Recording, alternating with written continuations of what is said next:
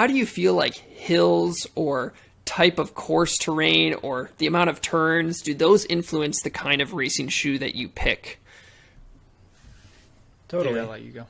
Yeah, 100%. It helps determine what shoe you're going to choose. Like, we were on a long run today, and the shoe I was in, like, my training partners turned to me like, do you feel comfortable going through the section? I'm like, in this shoe, yeah, I'm good. And it was kind of a dirt trail section where we kind of dropped down and took a couple turns and did some things. And we were running, I mean, a decent enough pace to where I would have to watch my steps a little bit more, and I can't be like, you know, hands off, carefree. I think listening to how your body feels, both with cornering, whether it's road or dirt or grass or track, like know how you feel when you're turning in a certain shoe, but also how does it feel when that surface underneath you changes? Because especially if we're talking super shoes, these foams are very compliant. Like they're soft, they're bouncy, they're already playing with you a little bit when you're landing. And a lot of them are designed for the road specifically. And so when you take it to the road or the grass, sometimes you feel like you might break an ankle. And if you genuinely feel that way, which a lot of people do, you know, there's nothing wrong with feeling that way. It might not be the shoe for that course, especially if there's a lot of it. And so I think weighing the pros and cons of what you're going into, there's a couple of shoes I really love on straightaways that I feel very fast and effortless in, but I don't like cornering in them. And so if there's a course that has a lot of turns, I'm not going to wear that shoe, no matter how much I like it on a straightaway. If I'm running a race, I don't want to have to look down at a road race, at least. I don't want to have to look down at my feet and make sure I know where I'm stepping in a shoe when I'm taking a turn. I want to be able to just go and not have to worry about that. Or if I'm having to, you know, weave in and out of a bunch of people at a turkey trot, which I did last year. It was crazy. And I didn't want to have to pay attention to where I was going to have to step, make sure I didn't fall off a curb or something like that. Right. Yeah, I think the turning and comfort on turns, depending on the type of course you have, makes a huge difference in terms of what you pick. What about hills? Do hilly courses influence you at all in terms of what you pick? BJ, do you want to start on this one at all? Well, I am stuck in South Texas, so Flat. we have no hills. And when I do run on hills, I die because everywhere I run is pancake flat. So true story. The shoe Worst doesn't half matter. marathon I've ever run was in Central Texas, way more hilly. And by hilly, I mean like nothing for David. It's probably like, you know, his street. And I died.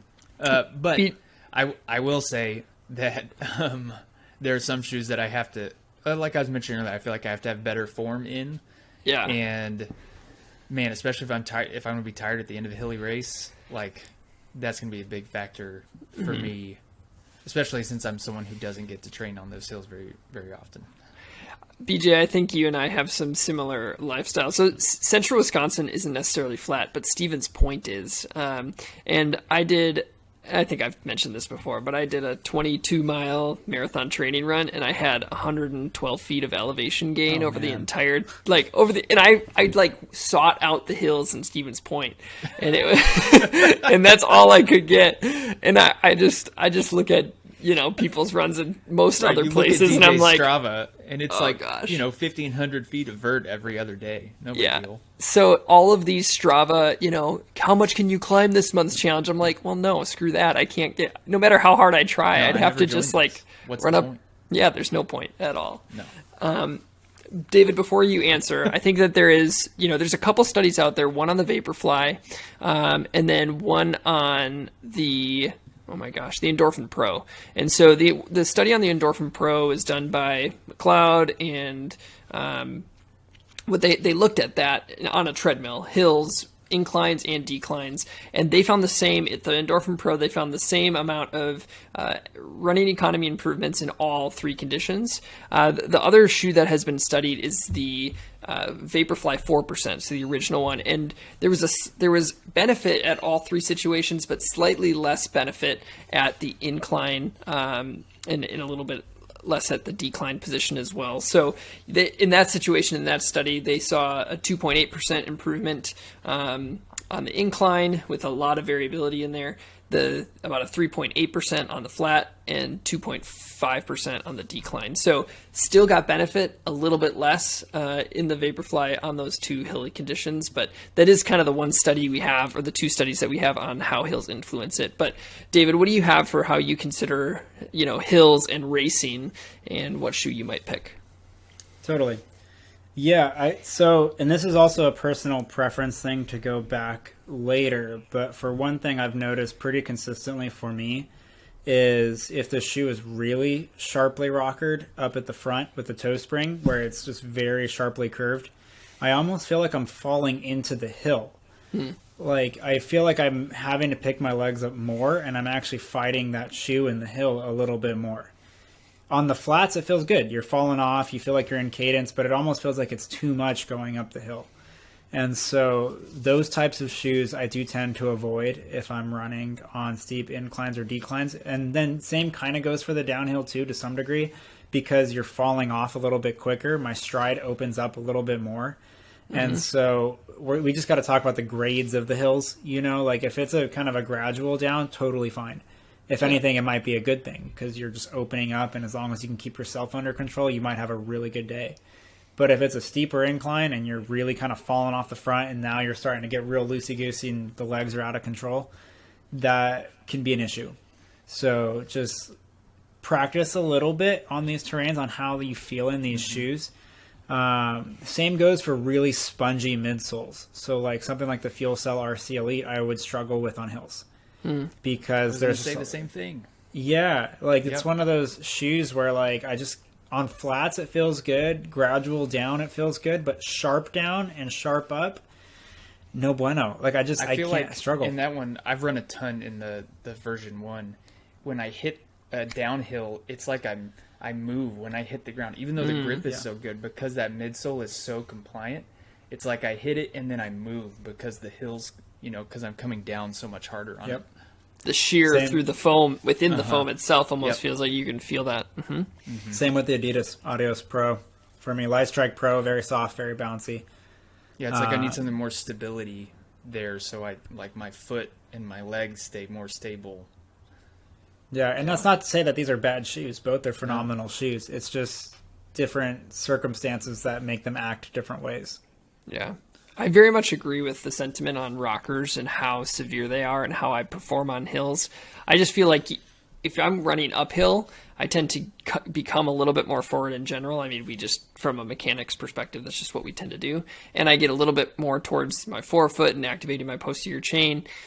And if it has a really severe rocker, I feel like I never get to use it. I just am sitting on the end of the rocker, and I'm never actually activating or like being able to propulse through it, which is, I wonder, in terms of severity of rockers, I might differ in my opinion on this, but when it comes to the original Endorphin Pro and version 2, I always thought those felt more smooth and gradual than more aggressive. I just felt like they were rhythmic shoes, and I felt like that's why I could stay consistent on the quote-unquote hills that we have here in Stevens Point, which are overpasses, but I felt like I was never really out of rhythm, whereas with some of these other models, I think of the Metaspeed Sky, I had a little bit tougher time getting uphill on those just because I would have to try to like use a rocker that I can't really utilize is what it felt like. So, yeah, there's also a little bit less stack on those. So, like, to take the hills, for example, Endorphin Pro 1 and 2 and Plus worked a lot better for me with steeper hills than the Endorphin Pro 3 did. And that increase in stack made it just a little bit softer, a little bit just harder to use. And so, like, that sharp rocker and the soft foam that we were just talking about, like, you get the double whammy in the Endorphin Pro 3, where phenomenal shoe, great shoe, but, like, steep hills just doesn't do well for me. And where Endorphin Pro 1, 2, and Plus were actually quite good. And that's one that I felt like you were mentioning, naturally leaning forward when you're going a hill. That's one where I really felt like if I have a good forward lean from the trunk, that one just like the Pro 1 just like sent me forward way more than most other shoes do. Yeah, cool. So I'm going to circle back to a previous conversation. We first talked about 5K shoes and kind of what you lean towards personally and how you pick them for you. Let's do that same thing for half marathon or marathon. And this is a question mainly for David, but BJ, you can answer too. Like David, we know that you've chosen the Alpha Fly for a marathon. Is there a course or a type of course that would switch you away from it for even a half marathon? So like at what point does a hilly course switch your choice? Like when does it become significant enough to change? But first tell us what you look for in a half marathon shoe, which might be different, but kind of that long distance racing. And then at what point does a course actually change it for you? Yeah, that's a great question. I think first things first, before anything, is how do I feel in that shoe when I run beyond 15, 16 miles? That's a great insight into how you're going to do at mile 20 plus. You know, if you can trust this shoe for that long and your feet feel fine, the rest of it's you. It's not the shoe. So that's going to be your own conditioning, everything else like that. If you're going to have problems in a shoe, you're probably going to have it before you even hit mile 10, to be completely honest. But like, let's say like with Alpha Fly 1, this is something we talked about a good amount. It gave me some arch pain. Like it wasn't, not always, like I don't know if it was my own intrinsic foot or the way it was shaped real narrow in the midfoot and you kind of fall over that plate a little bit. But that was a shoe that when I took it beyond 15 miles, I kind of always knew it would be a little bit of a gamble. And I decided to risk it for the biscuit. And that wasn't the shoe of what resulted that day. But I think Alpha Fly 2 cleaned that up a lot. And so I think that will change things going forward for the marathon. I think I'm most likely going to run in the Alpha Fly 2 for the next marathon. I'm still on the fence about, folks. Yeah. With that said, I'm still on the fence about running it in the half. And so that's an interesting thing to bring up as well.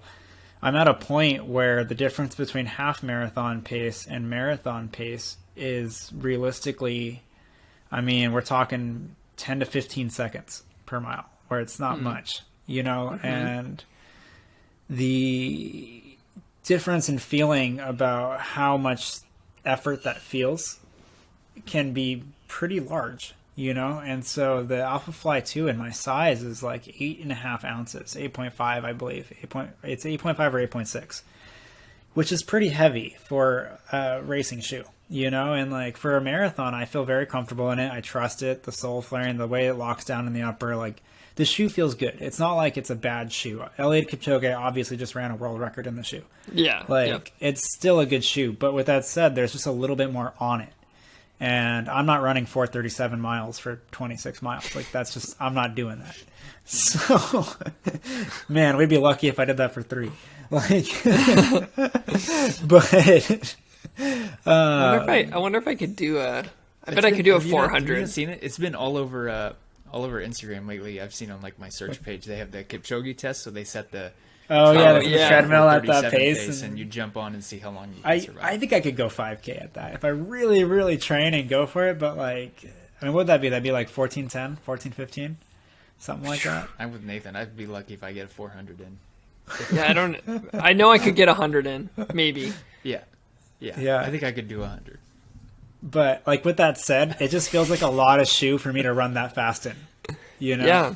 And same goes for the half marathon pace. And so that's where I'm on the fence, where I'm like, I feel like I could do it, but I don't know if 9 miles in, if I'm going to regret that decision.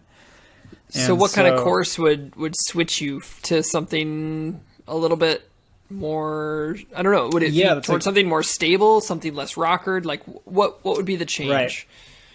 Yeah, I think the more extreme the course is, the more neutral I'm going to go. Being like less rocker, less bounciness, less compliance to the foam, just a more shoe, like a shoe that's very predictable that I can trust. And right now for me, that would probably be, I'm looking around here, I got like a bunch of shoes underneath me, so I apologize, fans. It's one of those vending or those like kids game pickers, the claw pulls it up. For me though, like if I had to be genuinely honest, between 5K to marathon, whether it's like dirt, turns, like throw the most extreme course that you possibly can at me without it being a legit trail race, I'm probably going to go the Asics Metaspeed Edge Plus. That's what I was going to guess. Yeah, I should have said it out loud. Darn it. I feel a little bit more grounded in it. The foam, like I said, it feels a little bit more firmer to me. Like it still has a good amount of bounce. Like it's not like it doesn't have bounce, but I just feel a little bit more grounded. The sole flaring in the forefoot works well for me. And then the traction underfoot is actually pretty good.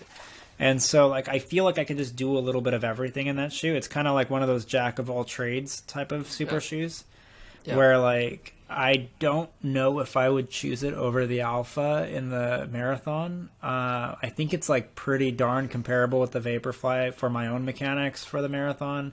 Yep. For half marathon, all three of them are so close. And so that's like what I'm struggling with right now as I'm going into a half marathon very soon. And so I like them all. None of them are bad choices. It's just going to be whatever I decide to run in that day. Yep. But with that said, if it's sharp hills, sharp declines, sharp turns, I'm probably going to reach for the Asics Metaspeed Edge Plus for me.